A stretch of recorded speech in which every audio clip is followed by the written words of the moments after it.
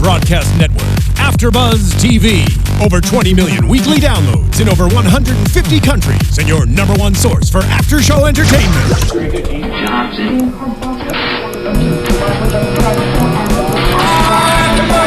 AFTERBUZZ TV, the destination for TV superfans, producing aftershows for over 300 of your favorite TV shows, interviewing celebrities and showrunners, and bringing you behind-the-scenes exclusives. All thanks to E! Entertainment's Maria Menounos, producer Kevin Undergaro, and internet leader Akamai. Now, let the buzz begin! All right, welcome everybody. Thank you for joining us for another AfterBuzz TV after show for Downton Abbey, the final season, and it's episode 6. I'm John Comerford, joined in the studio by Tamara Berg. Hello, everybody. And Courtney Stewart. Hello, hello. All right, this week didn't have any special effects. There was no expelling of any kind of blood-like. No projectiles. No, but we did have a lot happening, right? Yes. And in fact, we were trying to figure out the rundown of how we were going to discuss this. And there's so many intertwining stories, and they kept I thought they kept the energy going very well. I mean, it was an uptick from from a couple episodes before the big one last week. Yeah. And I thought it was great. We open up with the big open house. We're going to have a fundraiser for the hospital. Hospital's paying off nicely, thank God. Finally, something's happening. happening. Something about the hospital. Yeah, exactly. So I love that they went in upstairs, downstairs. The whole thing about who's I'm for this. I think it's a good idea. Everybody's going, what are they looking at? I think it's crackers. It's crackers. And we got to see that Lord Grantham is resting comfortably. He's healing up nicely, but not happy at all. But still has pain. Oh, absolutely. Yeah. Who could? He did one of the old. Yeah.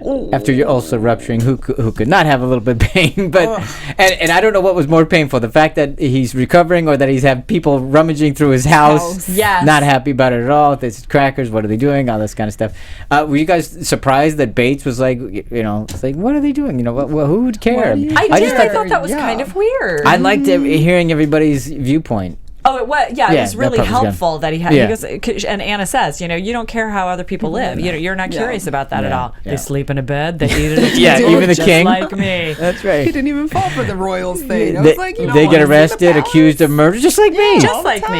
Yeah. So what could it be different? Well, in Violet, they visit an actual dining room with an actual table.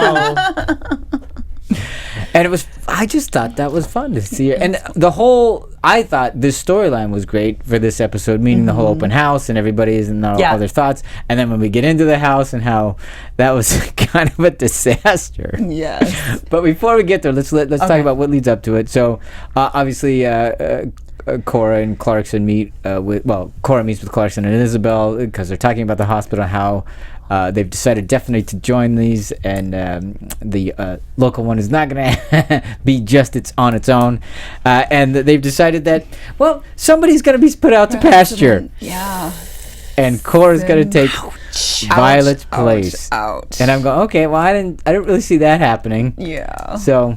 Did anybody see that coming? I didn't see that coming. No, I didn't see it coming. And I go, Golly, of course, nicely. They sacked the captain. They sacked the captain. And what was the nice way they say that? She needs to allow to be stepped down after so many years of loyal service. And it's like, ooh, I guess that, that's the best way you can say that. But she's getting old, and they've decided to move on, and they don't want somebody of her, speaking ill of their decision, and not being behind it 100%. So it's a good idea. I think that's if I were delivering the news, that's the point. Yeah, that would be the argument. We can't have not the get out to pasture where the clover is nice out there. Yeah, you'll be the hospital president emeritus. Right. We're gonna So we'll still let you cut ribbons occasionally. Yeah, but I thought it was interesting, Cora, too, because in the beginning she's just like, bad idea. She may have somebody, and even she says that somebody else should take over. We should find somebody else. But then she looks like she's thought about it, and she clearly wants to do it. Yes. Right. Because she'd be good at it. Well, the reason why they even thought of her in the first place was because she was articulate and very stating effective. her point, and she was measured and not all brought up in her passions about it, and her emotions. She was making kind of reasonable, rational decisions. Yeah, educated decisions. And you get a young Mrs. Grantham. A younger Mrs. Grantham. Not according to Lord Grantham. Exactly. That's right. Okay, but wait a minute. I didn't get what was she all listening about? She was big and because that was rude. He's like, don't you want to rest? Like, you've done all of it. No, she's not like dying and old and decrepit and can't walk. But I didn't think he was saying that. Yes, I mean, I was like, oh, come on. He's not saying you're old. She just took that.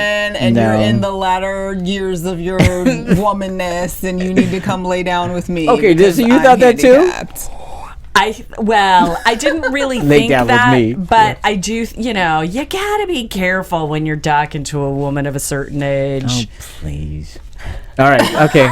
What? So what did he say? What were the words? What would he have said differently? Because I think just about anything you would have said, she would have taken like that. The whole rest thing is what got to me. Rest from what? Even if she raised her kids, she had help. They had a whole house full of people at that point. Like, what does she got to rest from? Somebody dresses her. I think part of she's got parties to plan. She has to entertain guests. She has a lot of responsibilities. Well, I think part of the reason why she had that reaction was because he said, you don't need a job. And she said, no, neither of us needs a job, but maybe I want it. Yeah, she's comparing herself to Isabel. She really wanted the career and all that. Her first career is over and all that. The point of it just being that I think she felt a little invalidated by him. Well, no, I get that part. I don't think he was calling her old by any means, and I just like, well, okay, well, all right. Whatever. No, but tell a guy he's calling you old, it will shut him down.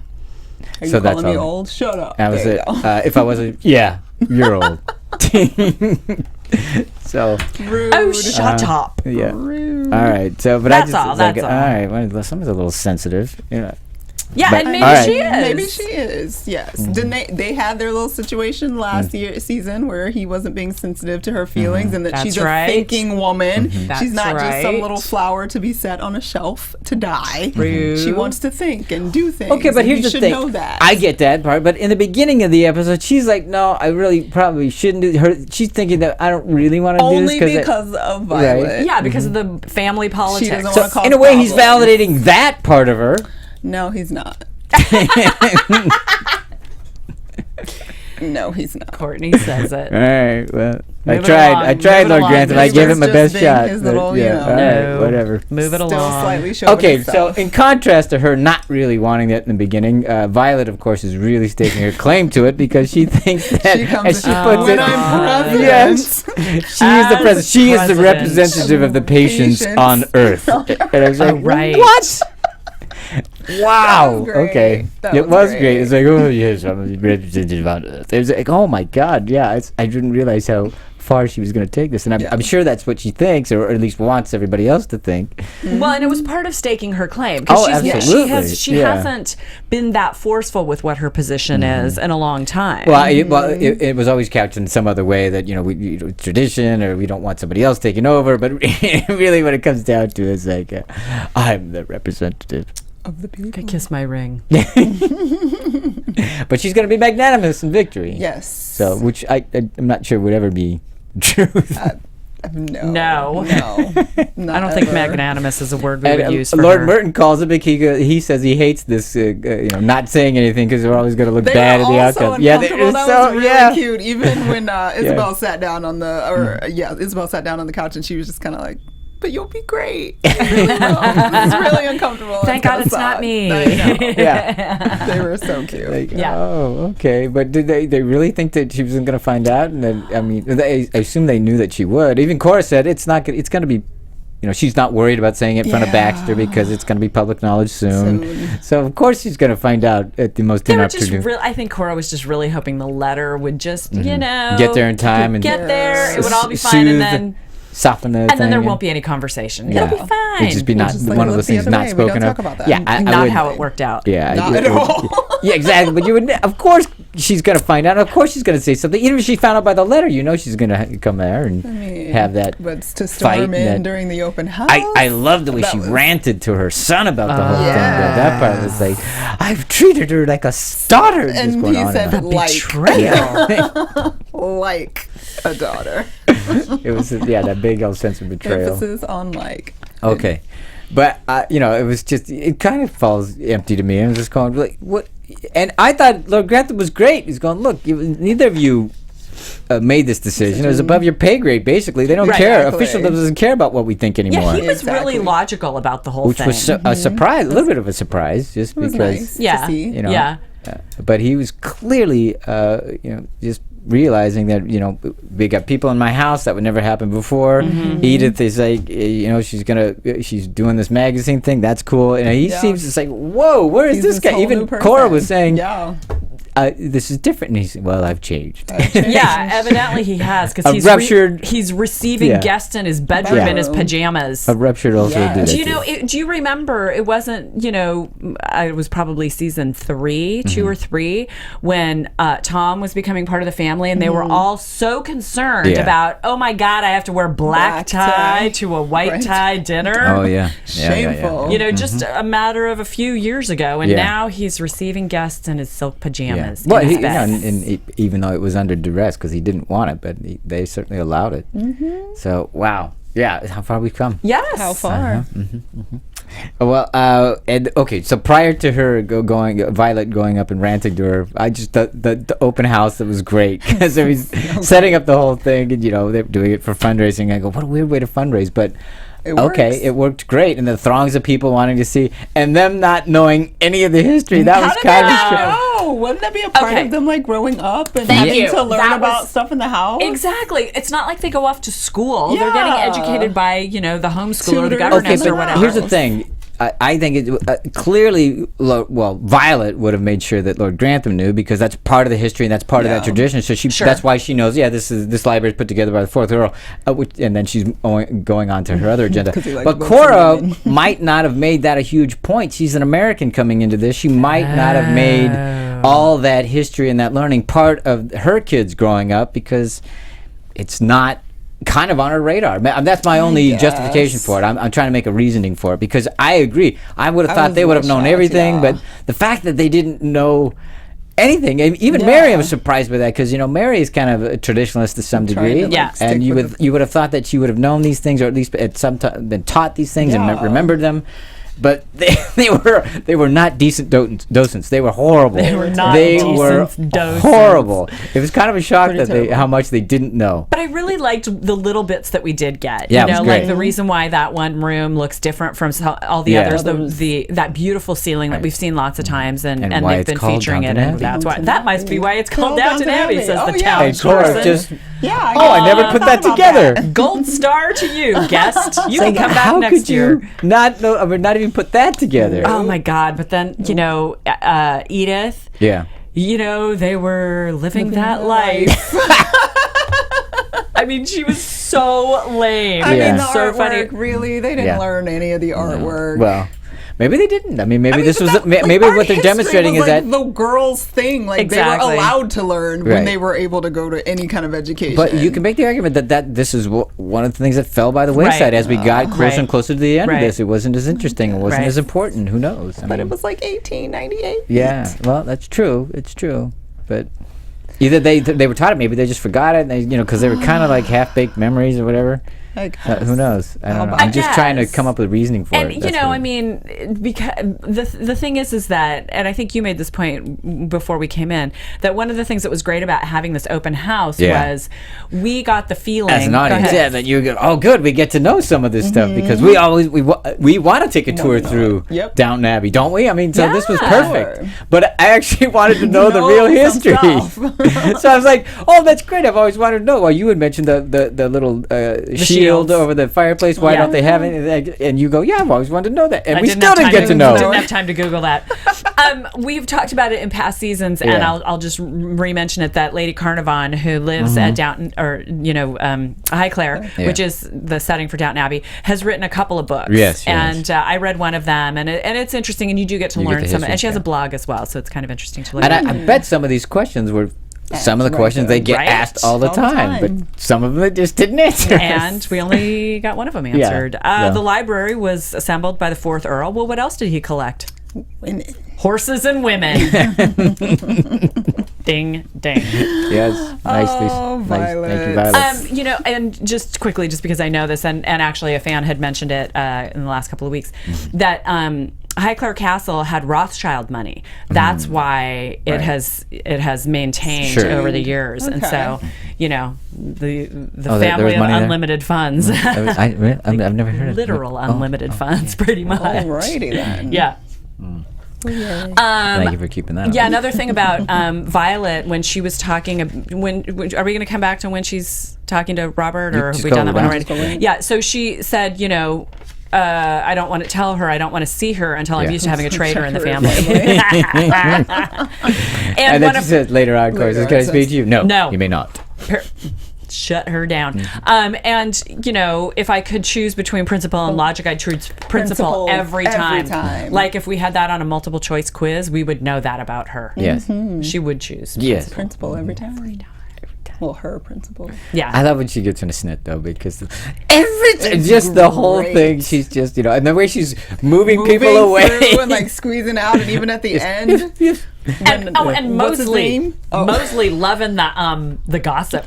Yeah. Well, also that, but also I thought he was going to step up and say something. He probably knows all that history. I know, right? And I was like, is it going to be his? I thought it was going to be a moment that he was going to like pick up the thing and be like, but I guess that would be inappropriate. Nice. It would have been, but it would have been great if they had been aware enough to realize that Mosley knows all this. He would have been. He could have been great. He would have an amazing docent. Well, maybe that's going to be his new job going forward when they open the house. That might be regular visit, because and the test he's going to take with his general knowledge. He certainly seemed to have a lot of general knowledge about Downton Abbey. He does, indeed. Knowledge. So there you go. He tutoring Daisy all this time, and now he's going to perhaps get an opportunity. And I think you're the one who said a couple weeks ago that he would make a great teacher.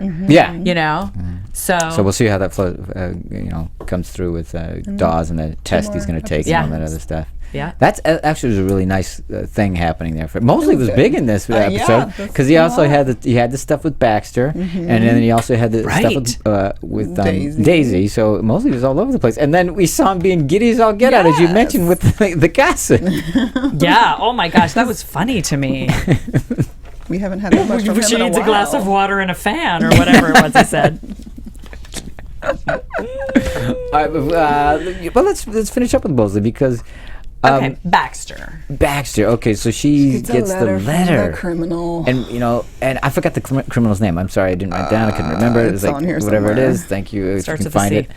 So I'm just going. What is she thinking? And now, do you think she's doing that because he still has a hold on her? Does she's considering this because she wants to put it to bed? She wants to. Or do you think she goes, no, I really need to do this for myself to close this, or what do you think? There's something we don't know, and I think that's been very clear, over the last couple of weeks. Yeah. I don't know. Do we want to make some predictions? Well, we can do it now, or what was your feeling on it as we were saying it? Because I'm going, just don't go visit the guy. Toss it in the trash. Exactly. It's over. Mosley's argument is no, throw it away, burn it. Listen, move on. Being sensible. Exactly. Oh, I don't know. What could he have possibly? I don't know. I feel like it's just she didn't get to testify, so like that wound it got open, but then it didn't get to really get closed because you didn't get your moment to at least say your piece, whatever that is. He still got his 10 years. Because what else could it be? Yeah, but you got 10 years. It's done. I mean, there's your salve. He got 10 years. You didn't have to be in the public. You hold on to that, and you really, when she got up the courage to go actually do it, like so she opened herself back up, like to all these feelings that she probably had been like shoving down for years, and now they don't just like evaporate back away. Write a letter and be done with it. Don't go visit him. And I think it's fairly obvious that the story's not over. So she's going to probably go see him, and then we'll learn more. And what is he gonna weave his web from jail? Well, she better go see him, because if it's as anticlimactic as going to court and not testifying, they have to clean that up. So maybe it turns out that it was all her plan to begin with, and she actually has rehabilitated her criminal behavior. And he's gonna call her out for it. She's really an evil mastermind. She's the one. Yes. Playing the chess pieces on a three-dimensional board. Yes. Which is why she didn't want to testify, because she wasn't actually a victim. Well, that would ring real true. But okay. Tongue firmly in cheek. All right, let's. I want to get back to the sisters, because this was the kissing episode. We had a lot of kissing and lots of banter. Mary and Tom. Many eye rolls. They must have headaches from rolling their eyes. Especially Mary. How stupid could he then be? Oh my God! Well, I mean, I guess it starts out in some degree, because Edith is saying that, well, I guess it was Cora that said, when you want to invite Bertie here. Yeah. Is it really is worth it? Yeah. And it's like, is it worth it as opposed to your car mechanic? Like, wasn't he oily? Oily car mechanic. The first time, and then the second time in front of Tom. Yeah. He says, "Your car," and he goes, "Hey, I'm a car mechanic. Thank you, man." Yeah. Thanks. And just the sisters bickering and at each other. Go ahead. Tom was just great. We're like, "Hello, lady. You don't get to say that." Mm-hmm. He's calling her. Ken, I thought they're really using him well. So good. Yes. And advancing, his character, but also just a lot of expos as well, but keeping that going and teasing them, playing peacemaker between the sisters, and then calling Mary out, saying, "Oh, who is this flexible person I see before me? I don't recognize my own sister Mary." And all this sort of stuff. Yeah. All right. So, but because Anna having an issue, Mary decides, okay, no, we're going to take you to London, and then on her own decides to create this surprise meeting where Evelyn and Henry will be dining. Yes. Invites Tom to go along. At the Criterion. Exactly. Yes. It was okay. All right. Where Edith has been in the past. Yes. He's having many nice meals with Mike. Why must you put a cast of Deathly Paul over it? Come on, for God's sake. And then later on, the eye roll. The circus. Okay, but anyway, so they go there, and all right, ladies, what did you think of the gown? I thought it was very Cleopatra-esque. I loved it. And I liked it a lot. The gold and what is it, teal, green? Yeah, I would say it was. Yeah. She looked great. The headpiece, I wasn't entirely in love with, just because the way the fabric... I'm going to really geek out. Yeah, go ahead, geek out. The fabric that they used was sort of, it was had a little bit of a crush pattern to it, and so it made it look just ever so slightly downgraded to me, because I like it when things are really crisp on her. And I'm sure it was, authentic and it still looked beautiful, but it wasn't my favorite headpiece. But I loved the dress, and wow, is she skinny? Yes. And that was her medium smart look. Oh, yes. Medium. Thank you for bringing that up. Medium smart. Now I understand what that means. But really, that was medium smart. Super duper fancy. I didn't know. I was like, medium smart. Okay. But I felt it was a little costumey to me because of the headpiece, because it was a little bit bulkier than I wanted it to be, and it just, I don't know. But she looked great. But the wideness of the ruffle at the bottom, I wanted it to be just a hair. I know, whatever. No, just geek out. Go ahead. Just a hair, not as fishtail-y. Fishtail. Yeah, mermaidy. I wanted it to be just a little bit less. But I say I was not a fan of the cloak that once they leave and she had there was fringe on the bottom and things. Like, it just didn't seem to go with the delicateness of the dress. Like, I don't know. They've had some better overcoats that I've seen. It did mostly protect her from the rain, though. P.S. When she came in from the rain, and I weren't going to talk about the rain. She was not wet. She was wet. Well, she was. The whole bottom of her dress was wet. It had a different, and like the front of her hair here was like piecey and stuff. Yeah. And I loved that she actually appeared a little bit wet. You guys are hysterical geeking out like that. That is a joy to watch. I'm glad you spotted that. I was like, the bottom of that dress would be soaked with the way that rain came down. So I didn't. Okay. It was. I checked it because I wanted to see that. Okay. So the costumers got that right. They did. It was a gorgeous dress, though. It was very unusual and beautiful. All right. If any more geeking out on the outfits or anything? Yes. Cora's night clothes are gorgeous. Yeah. The gown the two robes that she had. One of them she wore last week. It's like gold with a little ruffle around the neck, and then she had another one that had a little ruffle around the neck, and they're absolutely gorgeous. Just delicate and beautiful, romantic, and she has her braid flowing that down. Was it was wasn't she so pretty in that scene? She was really pretty. Yeah. Yeah. You're really pretty. All right. Pretty. Okay. Okay, I've got to bring this back to especially with the light in the bedroom. It's like, it was great. Yeah. It was great. Anyway, all right, so we're back at the meal with Evelyn and at the Criterion with Evelyn and Henry, and the surprise that she created for. Yes. Just again, fun stuff, and the little tete-a-tete between everybody. I guess we can't say that tete-a-tete between everybody, but anyway. We met here. We came out together. We had a governess together. I'm not. I'm a singleton, yes, but not a war widow. Yeah, why did she point that out? I'm not sure. Just because it's embarrassing to. Is it embarrassing to her to not be a war widow? I don't know. It seems like for me, it seemed like a miss. It's like, why are you calling attention to that? Why does that matter? And why did you say that? It just made it just kind of made it very awkward. The other thing is everything. Was she nervous? Everything she says is so freaking condescending. Yeah. That she almost made the fact that her husband didn't die in the war better than the war widow's that's death. Right? Isn't that how it felt a little bit? Her man was a hero, and he died in a car accident. So everybody should know that, and that's how she wants it to be. Yes. He was a war hero who. Okay. Yeah. I guess. And then there was also that weirdness when he was saying,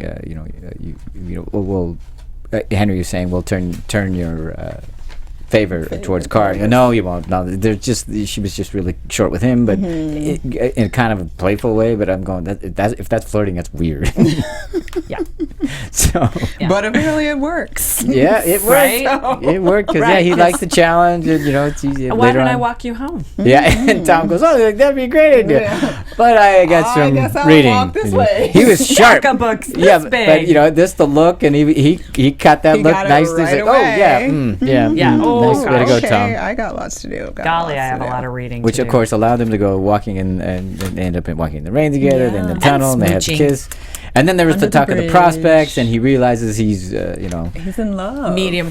What did he say? My prospects are modest. Modest, to say the least. But I'm falling in love with you. Yeah. And I was surprised he dropped. I was shocked. Were you? Yeah, because I didn't. You're falling in love? Yeah. Really? Okay. This is all happening so fast. Yeah, kind of. Yeah, I don't know. We've known each other for like 2 years. We've been together on 4 dates. You're kissing me way too fast. Well, I guess, obviously for the time. Yes, but I'm falling in love. We've only been out twice, really. Yeah. That was kind of weird. I would be scared off a little bit. Yeah, well, it was compelling for her. But I mean, I guess they don't really get to go out much. They're like, okay, 3 dates, we're married, and it's That's great. how they used to do it. I didn't find that odd at all. And him dropping the wife word. Oh, yeah. But she loved it. Oh, yeah. So did you like the scene? Were you first of all, you were surprised by the scene that the kiss happened here? Well, I'm glad the kiss happened. Yeah. Because I would have been like, okay, come on now. It's been long enough. But when he was like, I'm falling in love with you, it was very like, Too much. Yeah, no? Was it dreamy? It was soap opera for me, but he's hot, so I buy it. I'll take it. He's cute, isn't he? I love him. Yeah. I think he's great. He's cute. He's the best thing they've done for Mary since Matthew died, so I'm fine with it. Yeah, he's very cute. And he matches her, which I think is great. Well, wait a minute. Does he match her? Because he's definitely... He'll never be as rich as she is or as George. So, okay. And that's what matters. He's nice. He's mad about you. And he likes cars. I rest my case. Tom was awesome. I loved that. I love his personality. He's mad about you and he likes cars. That was so great. Well, no, what I mean by matches her is he stands up to her. Sure. He challenges but then he says, her. "You're the boss," and everything. He's like, "I'm going." He knows when to fan her flame a little. I think he does. I think you're right. So all right, let's even match. We like this. Yeah, we we gotta get we gotta scoot. All right, let's get on to Edith because now Edith had her kiss and she thought it was nice. It was and automatic. It felt automatic. But automatic in a good way. Like this, it's just and that was quick that was too. An interesting choice of words. But automatic. Yeah, natural. they've been doing it. Yeah, like natural might have been a better word, but that's what she meant. I'm assuming. And it did. It seemed really natural, and they do seem like perfectly positioned. And I'm going, okay. That's not going to end well. Something's got to happen. Something's got to. Well, just. I thought you said dad. No. That's not going to end well. Just because you got to have some conflict for him. So, but it is nice to see her just so easily fall into it and enjoy it, and it's great for Edith. It's great to see Edith happy. He's going to get weirded out by Marigold. Yeah. Oh yeah. Because they need to have something happen, and like the way she was like, oh, and this is Marigold without any extra. And then Cora asks about it later, like, oh, at some point she's going to have to tell him, and it's going to be weird. He says, "God bless you, Marigold." Right, which I thought was a sweet moment, but it's, I guess, I can see how that would change his. Yeah. He's looking at her as a poor orphan. Yeah. And well, yeah, true, but then also just the way that Cora and Lord Grantham were talking about him, it's not like he's got huge prospects either. So true, because he's but I agree. They're very judgy. Oh, you're a whore. You had a baby? No way. No, this is not going to work. So. Because God forbid, a lady had any fun outside of a marriage. Well, That's true. But I think that's great. That's a good thought, though. That for dramatic's sake, the conflict of that is that he's not going to be able to deal with it, or he'll have a hard time reconciling that. He likes that she's like a sort of a modern woman. There has to be something that's going to put this doughy-eyed, I love you so much moment into peril. Sure, why not? It'll be marigolds. Oh my God. Yeah. Speaking of not going well, Daisy interrupting Patmore and Daisy, Mason, the green-eyed monster. Yes, like what is she all upset about? Total cockblocker, not to say a rude word, but I was like, goodness gracious. Well, incredibly rude. Why was she so hostile? Is it she just wants Mason to do him? She likes the doting on her and stuff. She wants him to do herself. I couldn't figure it out because she, in one breath, she's saying, "Oh, he likes to be by himself and he's fine," and so she doesn't seem to really want to nurture that relationship between them. Yeah. But then I was like, it makes absolutely no sense. I felt like if anything, she felt more attached to Patmore and doesn't want to lose her to a man off in a cottage somewhere. And maybe that's why she was so hostile about seeing them click. I don't know. Maybe, but the rudeness of her actions was really more focused on Mrs. Patmore. Yeah, it was directed not pursuing it. Yeah. Yeah, opening the letter first of all, and then throwing it away in the rubbish pile. In the dig through the compost to find it. Gross. And then she almost pitched a fit when he came over with the produce. She did pitch a fit. She's like, you already said thank you. Why she are was you back? practically stomping her feet. I mean, rude. I don't get it either. Rude. It'd be interesting to find out what the actual reason. It was slightly entertaining, but I was a little confused. Yeah. But what is cute is the two of them, Patmore and Mason. Yeah. That is kind of cute. That's stuff going on. Yeah. To see what happens there, and then the whole idea that her house is ready, the niece is taking over. She's getting a telephone, and then that Mr. Mason might be part of that in some fashion. I mean, I just think, that's great. I love that. That's and nice it doesn't make sense that Daisy wouldn't be happy and excited that these good. Unless she's thinking, well, if he goes with her, I have nobody. Right. Is that what she's thinking? But she wouldn't Patmore would never that just still doesn't make sense. I agree, but I'm just saying I don't think it's rational. I'm just wondering, is that her reasoning? Because she doesn't always think rationally. Let's put it. No, she does not. She's not known for being level-headed. So that's the only thing I can consider at the moment. But we'll find out later, I guess. Yeah. But, okay. Yeah. All right. Well, we already talked to Baxter a little bit. Let's go on to Bates and Anna. Just that they had that nice. She's got a ligament problem. Yeah, but it was nice, the whole thing that when they were at home and he's talking about a fire, and then they have that thing and look, we've put this keeping me hidden from your. What's going on is no longer going to happen anymore. That was interesting. And then the whole pride issue about him not paying, him wanting to pay. His pride is more important to him than the money. Mm-hmm. And that was just a nice moment. I'm going, great. They're finally doing something else with that storyline. They're giving these characters something. One of our listeners or viewers mentioned that they think she's going to have twins.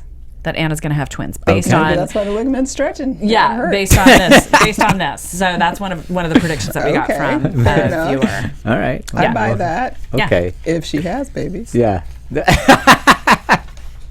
Putting that out there again, huh, Courtney? Ringing that bell. There's a possibility because I don't want to get my hopes up and really get destroyed. You're going to get your hopes up. Yeah. It's going to be the happy moment of Christmas.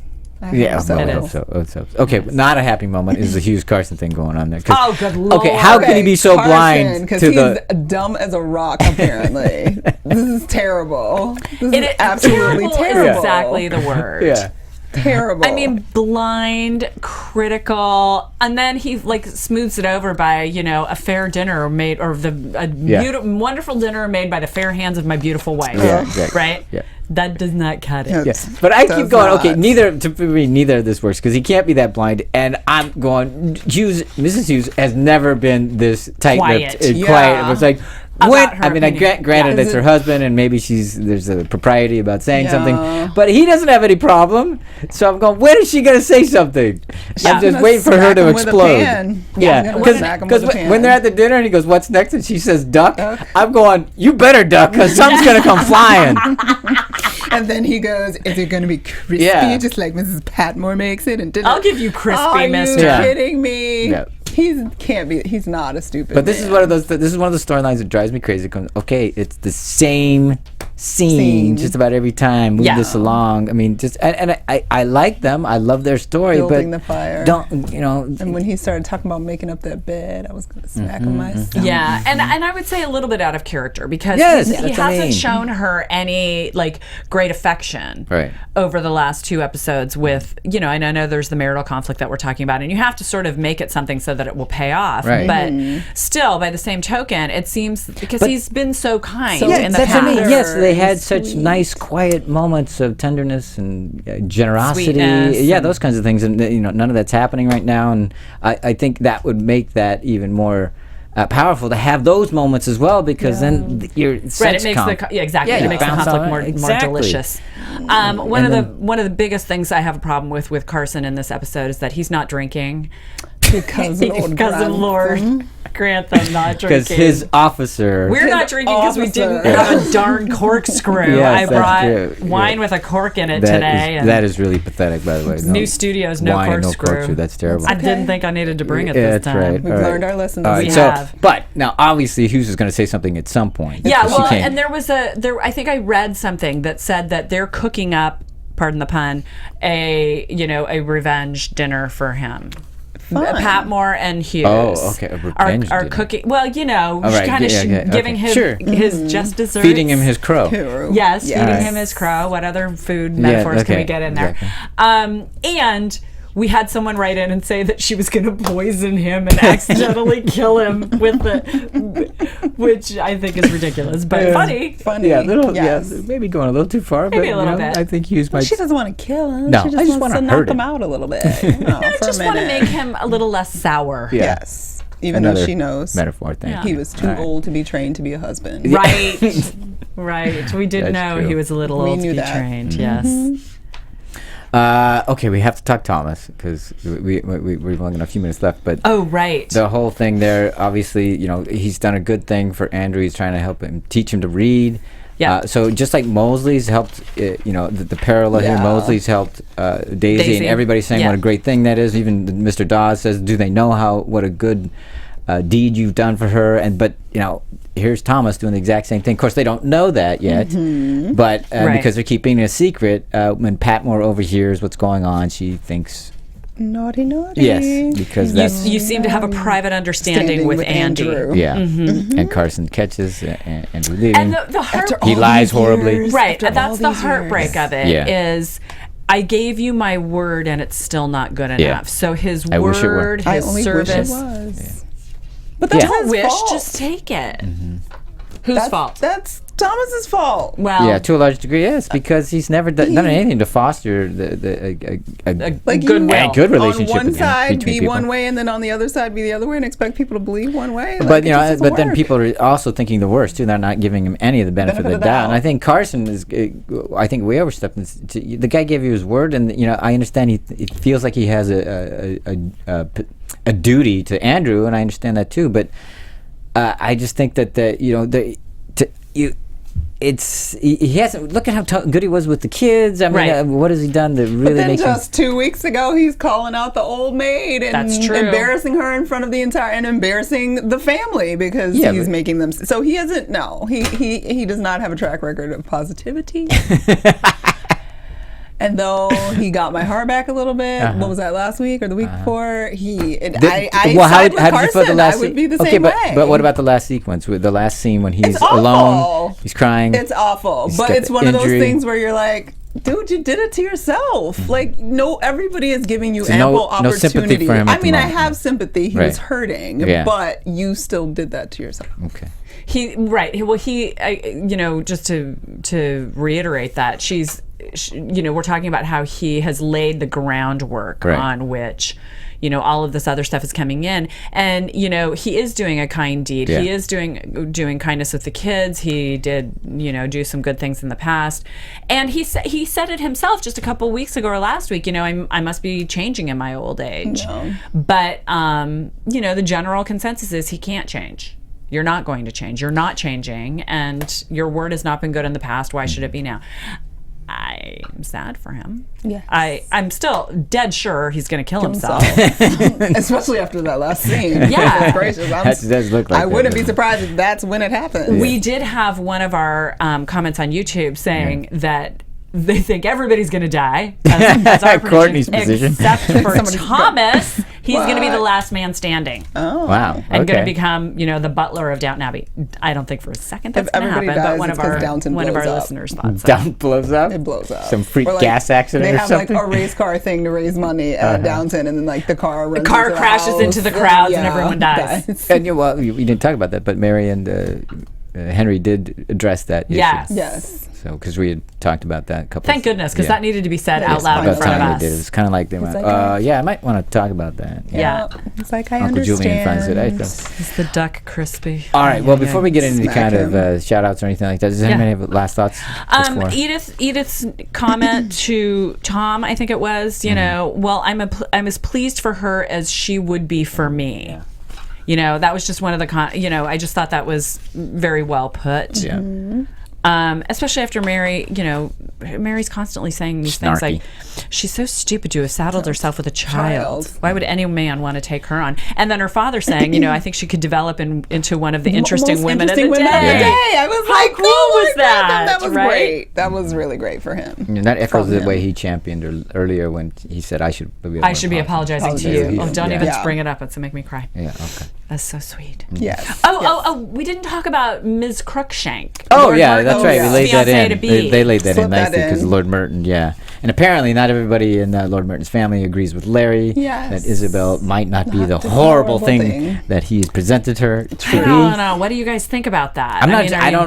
I think she's honest. I think she's legitimate. I think she's trying to. Well, in the coming ups, there was the scene with her and Violet. Violet, right? Yeah. Violet really accusing her of something that we don't know yet. Yeah, exactly. Yeah. What could that be? I don't know. Maybe she's accusing her of trying to get into good graces with Isabel for some reason, and it's not. I'm guessing it wouldn't be for honest reasons that we think at the moment. But certainly Lord Merton has bought. He's bought all of it. Bought all of it. Yeah. And I loved the scene when Violet. He was getting introduced to her outside of the open house. Sure. Violet gave eyes like I've never seen. She looked her up and down like, you are the. Who the hell? Like, she took the measure of the woman and found it wanting. That was great. Yes. Great. Indeed. You did amazing in that. Yeah. And just one thing with Mary at the end when they're talking about, let's turn Downton into a permanent visitation spot or whatever. Yes. And she called everybody. She said, "This is weakling talk," to the entire family. Yeah. Mary's and Edith thinking that we're fat women in the circus because everyone wants to take a look at bearded us. Lady. To look at, Is that what it was? No, I thought it wasn't. Okay. But she said all right, monkeys. I think it was monkeys. Running short. Do we have any? I just have one little bit of news, and that is that. News. All right, let's get to our news, and then after, if we have any shout-outs, we'll talk about that. I do have some shout-outs. Here we go with news. Here's the ticker tape. We don't have it. Drop in. Where's it? Maggie Smith was ready for Downton Abbey to finish. Oh, okay. Well, yeah. And I began to whether I had the energy to carry on. The dressing up and the corsets and the hats, it was a long process and exhausting. I mean, she's 81, 84. Sorry, I can't remember. She says that after all these years, she's an Academy Award-winning actress from her very young days. Yes. And after all these years, I'm known more for Harry Potter and Downton Abbey than anything else. Yeah, it's crazy. She's had a fabulous career. I remember from California Suite, a whole bunch of other things. Prime Minister Brody is what she won her Oscar for. So I mean, that's it for news. There wasn't a whole lot. Right. But I want to do some shout outs. Ian Armstrong, Tara Kay, Silvana Dill, Pablo, Eric Tall, Catherine Smith, Matt Lau. A lot of these are regular ones. Rich, I'm going to say, because I can't pronounce all the rest of it. Jay Simmons, Downstairs Abby. He's the one he or she is the one who says that fate intervenes with Thomas over and over in the past. He's been redeemed many times in the past, and he's going to be the last one standing. Kathy Raceler, Delicious Talk Podcast, Eileen Williams, Nicole Wolk, and Amelia Craig, who said last week she loved John Comerford in particular on the podcast. Oh. So there. She's fabulous. I love her. She's your favorite commenter. She's incredible. Let's have her on. Give her a call. Come on in. We'll do a call. Thank you. Well, Hey, if anybody knows anything about the shields being empty, what that reasoning is, I would love to know about that. Yeah, you've always wanted to know that. I'm a big Anglophile. Yeah. Yeah. So. I am. I'm sure we'll have plenty of theories of that too. Whatever your theories are, whether there's the shields or what's coming up in the episodes or what you think will be the future of Downton. Always laugh on Mondays, Sunday nights on Mondays, because I love reading your guys' comments and emails and tweets. Thank you so much. There is entertaining. And if you're so inclined, and especially if you love us, rate and comment on iTunes. Oh, yeah, we need some. We haven't had any ratings and comments that'll there. Help us download us, rate us, and comment. Especially you guys who like us. Yeah, if you don't like it, don't bother. Don't bother. Yeah, well, it's a waste of your time. Don't spread the negativity. Exactly. That's right. Just hold on. Share the love, but not the negativity. Exactly. All right, well, we got to run. So, Courtney, please tell them where they can find you. You can find me on Twitter and Instagram at Stuart Starlet. I am at Tamara Berg on Twitter, and my website is tamaracentral.com. Thanks, okay, Chris. and I don't have a Twitter or a Facebook. I can find you at Home Depot. Instagram. Looking for work. Looking for more. All right, thanks everybody. We appreciate it so much for listening. I know it's getting sad. more. We're already starting to cry. It's getting sad. We are not looking forward to the end of this, but we are looking forward to talk to you next week. So we'll see you soon. We'll see you then. Right, bye. From executive producers Maria Menounos, Kevin Undergaro, Phil Svitek, and the entire AfterBuzz TV staff, we would like to thank you for listening to the AfterBuzz TV network. To watch or listen to other after shows and post comments or questions, be sure to visit AfterBuzzTV.com. I'm Sir Richard Wentworth, and this has been a presentation of AfterBuzz TV. Buzz you later. Cup of tea. The views expressed herein are those of the hosts only and do not necessarily reflect the views of AfterBuzz TV or its owners or principals.